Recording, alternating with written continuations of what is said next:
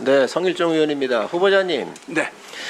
성남시장으로 이재명 지사가 재직할 때에 그 후보자께서 근무하던 법무법인에서 3건의 사건을 수임받았지요.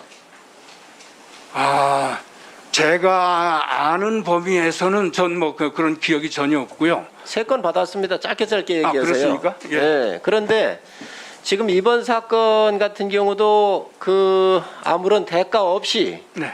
지금 변론을 하셨단 말이지요. 네. 이재명 지사는 성남시장을 했고 경기도 도지사예요. 여권의 아주 유력한 대권 주자예요. 누가 봐도 갑이거든요.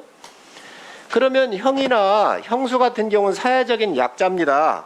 그러면 지금 형이나 형수의 인권이 엄청나게 침해가 됐어요. 그렇다고 한다면 이 사건을 맡을 때에 형수나 형한테 욕설에 대해서 들어보신 적이 있습니까? 저 실은 들어본 적이 없습니다. 그러면 변호사로서 인권을 위해서 살았는데 형이나 형수를 정신병원에 강제 입원을 했고 이분들이 욕을 하면서 엄청난 사회 문제가 지난 경기도 지사 선거에서부터 문제가 된 사항을 확인도 안 하고 어떻게 이분을 인권 변호사인데 인권 침해당한 사람이 있는데도 불구하고 이 사건을 맡을 수 있습니까? 그 친형 강제 입원을 시킨 것이 사실이냐? 거기에 이 지사가 개입한 것이 사실이냐라고 하는 걸 다투는 사건이 아니었고요.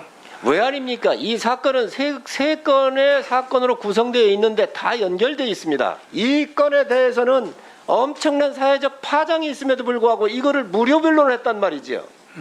그러면 일반인도 무료 변론을 그런 상황이 왔었을 때 형수나 형한테 강제 입원시키고 연결되어 있는 이런 인권 침해 상황이 있음에도 불구하고 다른 유사한 사건이 여당의 유력 대선 주자이거나 경기도지사 신분이 아닌 일반인이 이런 사건이 있었을 때 본인은 아무런 조건 없이 이 사건을 변호해 주실 의향이 있습니까?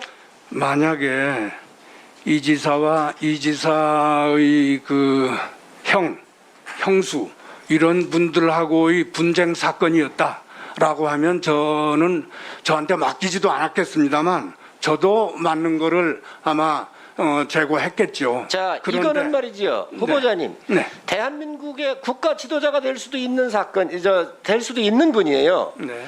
이분이 형과 형수에 대해서 정말 귀를 씻어야 될 정도로 험악한 욕을 하고 한 사건이거든요. 네. 그분들의 인권이 엄청나게 침해가 된 사건이거든요.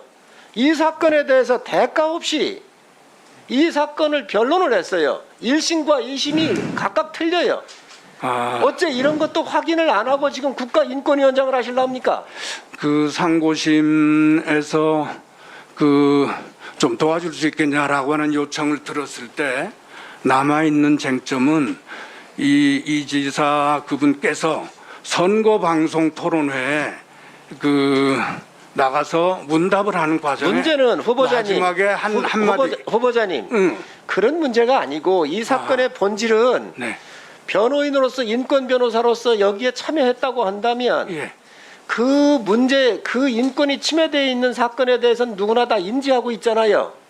예를 들어서 형이 강제 입원 정신병 환자도 아닌데도 불구하고 권력을 이용을 해서 정신병원에 집어넣었다고 하는 문제로부터 가족 간의 문제가 생긴 거거든요. 예. 그렇다고 한다면 그걸 챙기지 않는 책임이 본인한테 있는 겁니다. 이런데도 불구하고 인권위원장의 자질이 된다고 생각하세요? 정신병원 강제 입원 정신보건법에 관해서는 사실은 제가 다른 사건 변론 경험이 있어서 굉장한 문제의식을 느끼고 있는 사람입니다. 누구보다도 더. 그런데 제가 상고심 사건 변론했던 그 사건은 저는 쟁점이 그게 아니라고 생각을 했고 저는 형과 형수 이런 분들과의 관계는 저한테는 관심 대상이 아니었습니다. 제가 알 수도 없었고. 인권은 모든 게 다 포괄돼서 가는 거예요. 예. 어째 선택적으로만 그렇게 뽑아서 합니까? 그건 인권 변호사가 아니에요. 예. 권력을 쫓는 사람이지. 권력을 쫓는 사람이 어떻게 인권 변호사로서 역할을 했다고 이 자리에 올 수 있습니까? 네, 마무리해 주십시오. 했는데 예. 여기에 대해서 돈도 안 받고 무료 변론을 했단 말이에요. 그러면 돈이 중요합니까? 변론이 중요합니까? 중요합니까? 인권이 중요합니까? 권력자가 중요합니까? 아니면 피해본 사람이 중요합니까?